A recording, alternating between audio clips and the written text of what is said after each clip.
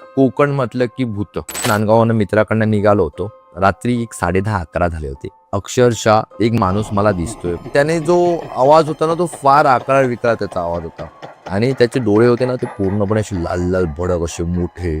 त्याच्या दातांकडे बघण्यासारखा एक वेगळाच ह्या कथा मनोरंजनासाठी आहे. काही लोकांचे अनुभव व काही पूर्णपणे काल्पनिकही असू शकतात. त्यामुळे कृपया यांना मनोरंजन म्हणून घ्या. या कथा आपल्या संस्कृतीचा एक भाग आहे. अगदी लहानपणी आजी आजोबांनी सांगितलेल्या गुड गोष्टींसारख्या. आमचा हेतू कोणत्याही प्रकारची अंधश्रद्धा किंवा भीती निर्माण करणे नाही.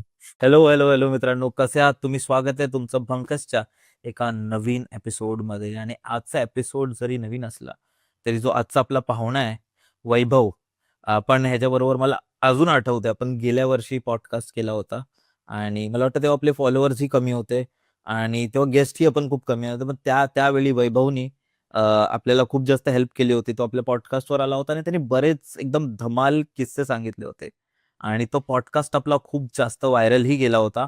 आणि आज आपण बरोबर 1 वर्षानंतर वैभव बरोबर परत एक नवीन पॉडकास्ट करतोय. ह्यावेळी त्यांनी केस जरा बारीक केलेत त्याचे पण गप्पा त्याच असणार आहेत. अजून आज पण आपण कोकणाबद्दल बोलणार आहोत आणि वेगवेगळ्या विषयांवरही बोलणार आहोत. सर्वात आधी वैभव भाई, कसा आहेस तू? मस्त मजेत. कसं वाटते भाई परत एकदा येऊन? आतुरता होती रे. म्हणजे मागच्या त्या ब्रॉडकास्टवरती खाली बऱ्याच लोकांच्या कमेंट होती, पुन्हा बोलवा पुन्हा बोलवा. मला वाटलं बोलवशील न बोलवशील, पण फायनली तो मेसेज आला, ये पुन्हा. आणि मेसेज आला तेव्हा असंच समोर मित्र बसला, तो बोलू पुन्हा बोलवलंय. तो बोलतो यार मस्त आहे आणि खूप बरं वाटतंय. पुन्हा आज आलोय, पुन्हा पुन्हा येईल. नक्कीच भाई. आणि ज्यावेळी बरोबर मला वाटतं 1 वर्ष झाला हो आपण केला होता. आणि थँक्यू सो मच भाई, तू परत आलास. आणि तुझ्याकडे आज कोणते किस्से आहेत? जसं आपण बोललो की आपण कोकणाबद्दलच बोलणार आहोत आणि पण एक्झॅक्टली हॉरर नसणार आहे, पण थोडं स्पिरिच्युअल पण असणार आहे.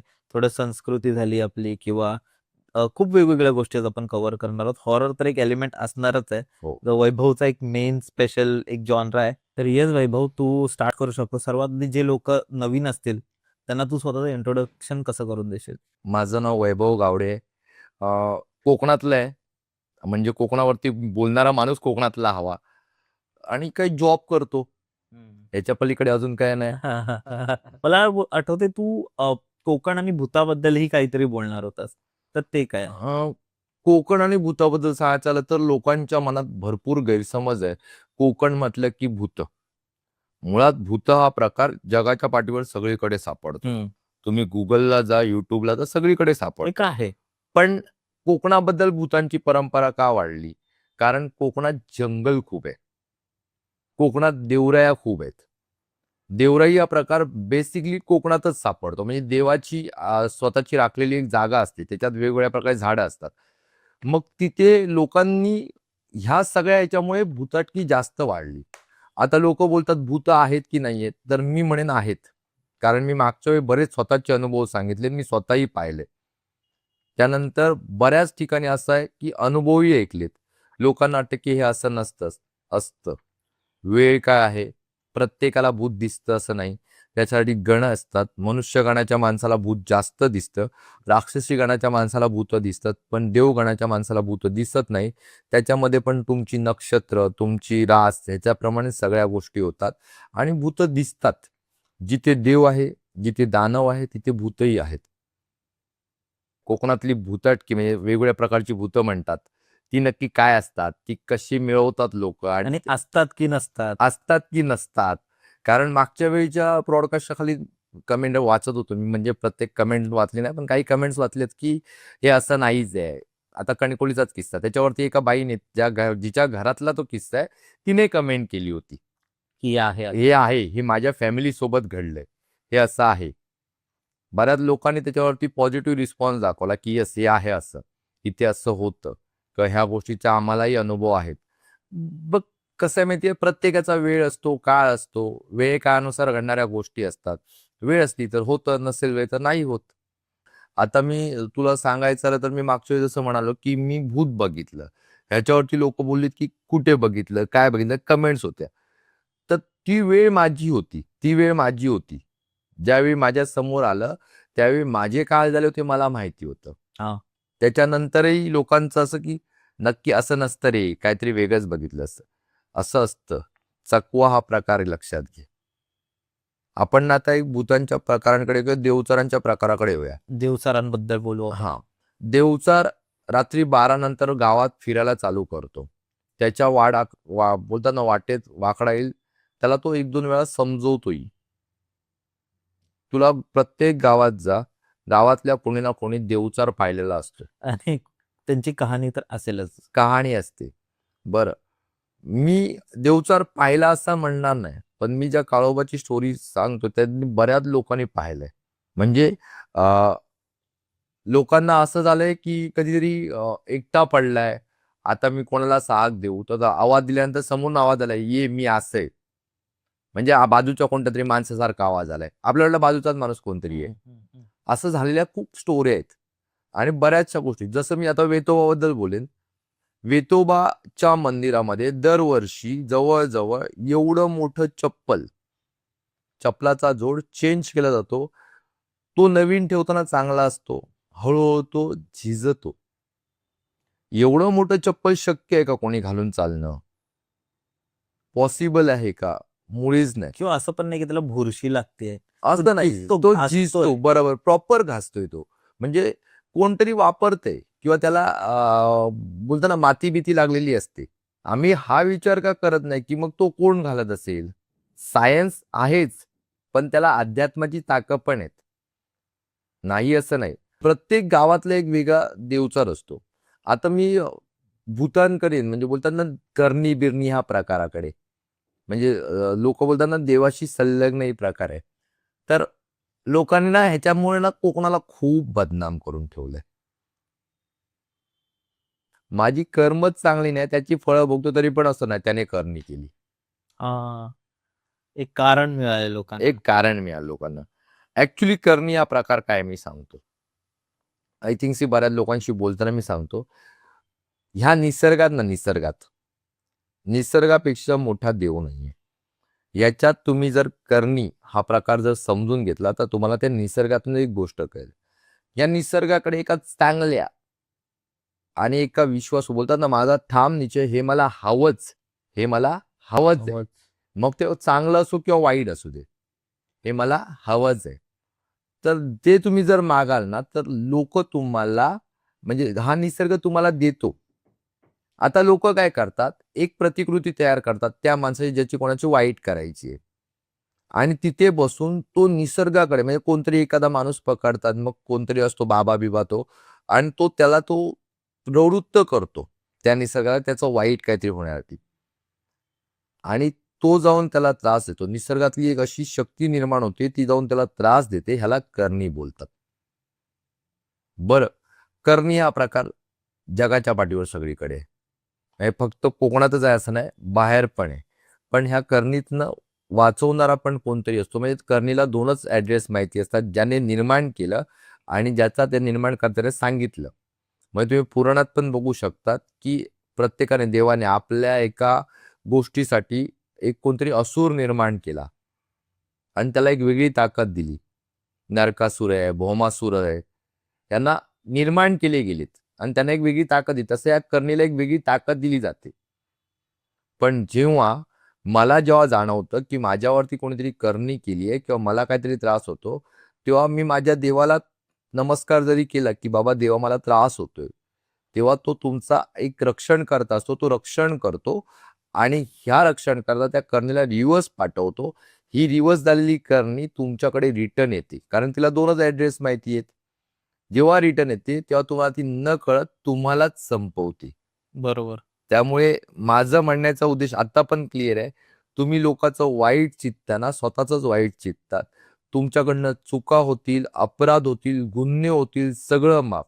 नियत खोटी ठेवू नका. ज्या दिवशी नियत खोटी होईल ना बाई, त्या दिवशी सगळं विषय संपला. ज्या दिवशी तुमची नियत संपते त्या दिवशी सगळा विषय संपतो. त्यानंतर अजून एक गोष्ट आहे, लोक मला फार विचारतात की अरे ना, ते बायंगा बांधून आणतात, बायंगा. आमच्याकडे त्याला वेगळा शब्द आहे.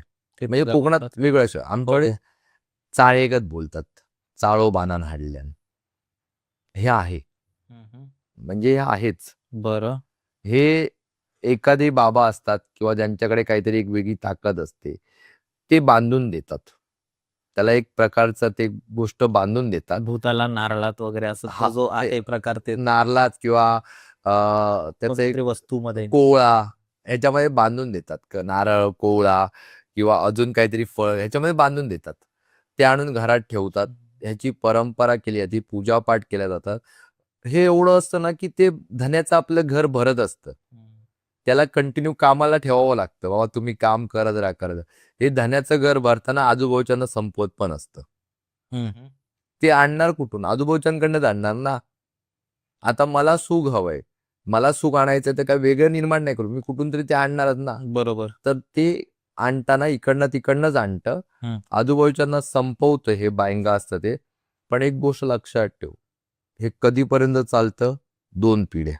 तिसरी पिढी नाही चालत आहे. त्याचं कारण सांगतो. मी आणलंय, त्याची पूजा परंपरा काय करायची, त्याची काय पाठ करायची, त्याला काय द्यायचं आहे, हे मला माहिती आहे. मी माझ्यानंतर माझ्या मुलाला सांगेन. बरं, त्याने पण त्याची चालचालवणूक केली, त्याची रीतिरिवाज पार केलेत. त्याच्यानंतर त्याच्या मुलाला नाही जात, म्हणजे पूर्ण शेवटपर्यंत नाही जात. कारण त्याला 100% ॲक्च्युअल लागतं. तुम्ही जे माझ्यासाठी करताय ते 100% ॲक्च्युअल हवं. मग जर 100% ॲक्च्युअल करायचं आहे, तर ते मीच करू शकतो. माझ्या मुलाकडनं ते 99% 98%च होणार. ज्यावेळी त्याची चालचालवणूक बंद होते ना, तेव्हा ज्याने आणलं त्याला तो संपवायला चालू करतं. आपण म्हणतो ना, की डायरेक्ट मार्ग खूप सोपा असतो आणि पटाक करून यश देऊन जातो. अशी किती लोकं पाहिलीत रे. लगेच मोठी झाली, लगेच आपटली, लगेच संपली, निघून गेली. शॉर्टकट. तुला यशाचा मार्ग लांबचा असेल, थोडा अडखळ असेल, पण त्याच्यामध्ये मिळणारं यश हे तुझं निरंतर असतं, लॉंग टर्मचं असतं. पण शॉर्टकट हे मार्ग पैसे कमवण्यासाठी जे असतात ना, हे फार वेगळे असतात. आणि ह्या त्रासदायक नंतरच्या पिढ्यांना त्रास होतं. आज माझं भलं करते. आता लोक बोलतात मग बायकांचीच भूतं असतात का, पुरुषांची भूतं नसतात का? तर मी जे नांदगावला भूत बघितलं होतं ते पुरुषाचं होतं. ते काय होतं? मी नांदगाववरनं उशिरा बाहेर पडलो मित्राकडनं जायला आणि पुढे गेल्यानंतर आपली मुंबईची सवय आहे यार, की आपण थांबतो. नांदगाव एक बोलतात ना, कणकवलीतनं तुम्ही पुढे गेलात, कणकवलीच्या अगोदर, मुंबईवरनं नेताना कणकवलीच्या अगोदर एक जिथून देवगडला गाडी जाते आणि सरळ कणकवली आणि एक साईड मुंबई. सो मी तिथून नांदगावनं मित्राकडनं निघालो होतो. रात्री 10:30-11 झाले होते आणि असं ना की मुंबईतली आपली एक सवय होती, की कोणतरी दिसलं तर गाडी थांबवा, बाईक होती आणि अक्षरशः मी एक म्हातारा माणूस मला दिसतोय म्हणून मी काय केलं, गाडी स्लो केली. त्या माणसाकडे मी जेव्हा पाहिलं ना, तेव्हा अक्षरशः माझी उदास झाली होती. त्याचे डोळे बिये बघून मी असा फुल थरथरलो होतो. पण एक डोक्यात होतं गाडी सोडायची नाही. हळूहळू गाडी तो स्पीड होता थोडा वाढवला, पुढे गेलो.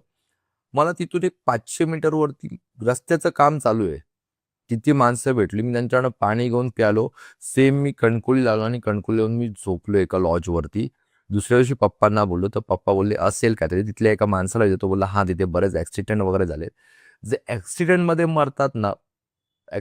मरतात, त्यांचा ही मृत्यू नाहीये. सो तो मृत्यू नसल्यामुळे त्यांचाही आत्म्याला शांती नाही, तर ही पुरुषांची भूतं असतात. बरोबर. त्याचं कसं रूप होतं आणि तू एक्झॅक्टली त्याला कुठं बघितलंस? मी एक्झॅक्टली थोडा एक हार्डली 100 मीटरवरती. त्याचं रूप असं होतं, की त्याने जो आवाज होता ना, तो फार आकळा-विकळा त्याचा आवाज होता. म्हणजे त्याने मला डायरेक्टच बोलला, "तू निघ." त्याने जो काय असं केलं ना, गाव आणि त्याचे डोळे होते ना, ते पूर्णपणे असे लाल-लाल भडक असे मोठे. त्याच्या दातांकडे बघण्यासारखा एक वेगळाच त्याचं तो हसला ते वेगळं, त्याचे केस म्हणजे तिथे जवळ जाईपर्यंत आपल्याला एक नॉर्मल माणूसच दिसतोय. पण त्याला जेव्हा मी कव्हर करून त्याच्याकडे गाडी थांबवण्याच्या ह्याच्यात बघायला एवढ्या अंतरावरती, तेव्हा मला तो जाणवला. मग मी तिथून निघालो. जास्त बोलताना अतिशहाणेगिरी नाही करू शकत त्या ठिकाणी. असे पुरुषांची पण भूतं असतात. एकंदरीत मी तुला सांगू ना, भूतांची असू दे, देवचार असू दे, देव असू दे, कोणीही असू दे, हे चांगल्या माणसाला त्रास नाही देत. मी तुला बोलल्याप्रमाणे ज्याची नियत खराब आहे, जो लोकांबद्दल किंवा बाकीच्यांबद्दल वाईट विचार करतो, जो बाकीच्यांचा वाईट विचार करून वाईट करायचा प्रयत्न करतो, त्यांचंच वाईट होतं, त्यांचंच हे वाट लावतात. हे बोलतात ना की हा पण एक निसर्गच आहे आणि त्या निसर्गातली जी एक ती शक्ती आहे वेगळी,